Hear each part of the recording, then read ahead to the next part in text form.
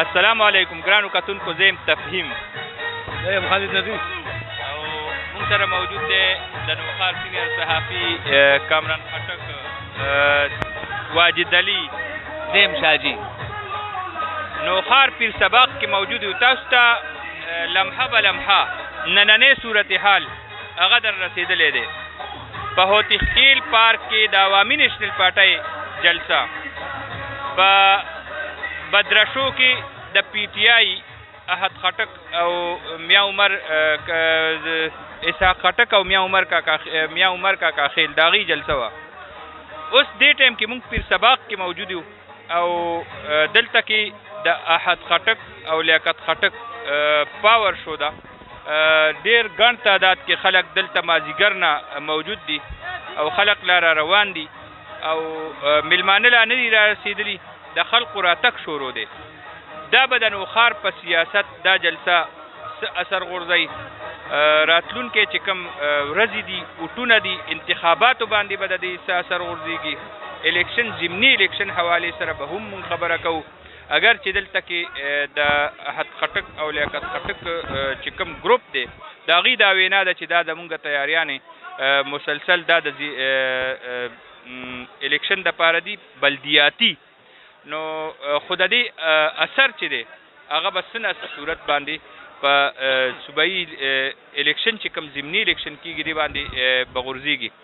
زه به نمبر په نمبر زمونږ ملګري هغه به خپله تجزیه پیش کوي، خپله خبره به کوي او بیا به دا پروګرام راغونډو. تاسو به جلسه کې شریکو ځان سره.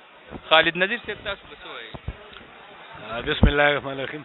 حافظ صاحب، کله چې دا الیکشن اعلان شو، د ضمني الیکشن دومره صفحه نو تیزه سرګرمۍ ډېرې تېزې شوې، خصوصا د پی ټي آی او د مسلم لیګون. هغې نه پس کې میاشت کې پکې یو بل ډرامایي انداز کې سیاست دغه رخ بدل شو. پکې میاشت کې د پرویز خټک چې کوم راغلی دی، احد خټک، هغه ځان له خپل یو ګروپ جوړ کړو سیاسي میدان کې. سبا ډېر ګرم دی. دا نن چې موږ دلته کېناستو، دا د احد خټک یو پاور شو ده.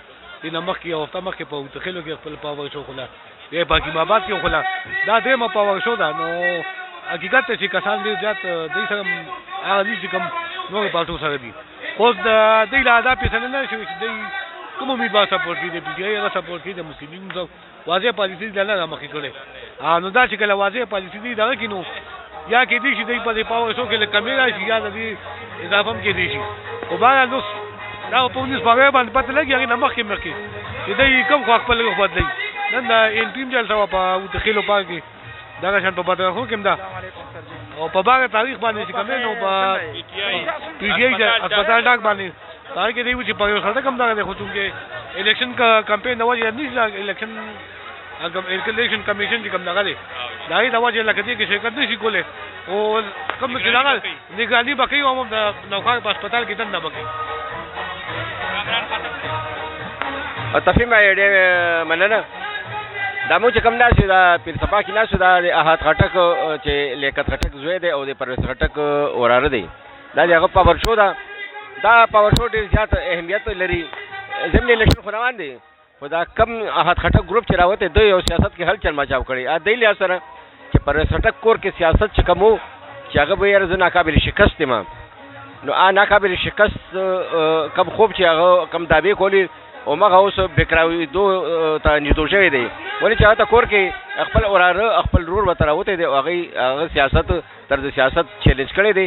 نو اوس چې دا موږ کم ناست یو دلته، دا کم د سیټ اپ جوړ کړی دی، دا داسې یو نوی سټایل ولیمې طرز یو سیټ اپ دی جوړ کړی دی. او دا ګروپ چې دی په نوښار کې څومره سیاسي ګروپ دی، سیاسي جماعتونه دي، او دا احد خټک ګروپ چې دی دا ډېر زیات پرجوش دی. تفهیم وایي هغې وجه دا ده چې دا یو ریاکشن کې راوتی دی. دا خلک دي چې د پرویز خټک په سټیجونو باندې بد رد ورته ویلي دي، دی کې ناظمان دي، دی کې معزز خلک دي، دی کې کونسلران دي.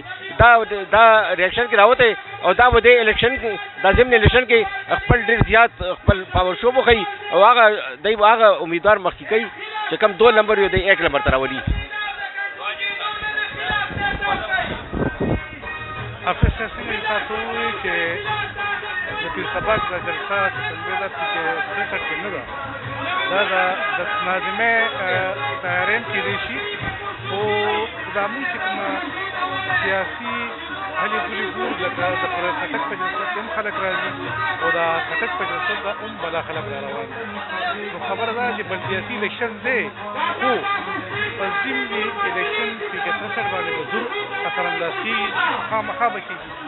او بل خبره ده چې یو خوا وفاقي وزیر دی بل خوا صوبایي وزیر دی نو مقابله ډېره سخته ده وخت هم رانږدې دی او په نوښار کې په پي کې ترشر کې جلسې ډېرې ګرمې جلسې روانې دي خو دا خبره اوس نشو کولی چې دا الیکشن به څوک ګټي خو جلسې د دواړو ښې مضبوطې دي او ښې ګرمې دي لکه مطلب ده چې خټک ته هم خلک راځي او پر خټک ته هم خلک راځي او د کور جګړه ده نو شاګردان پکې خیر وشي نه پوهېږو چې د اخر انجام به څه وي.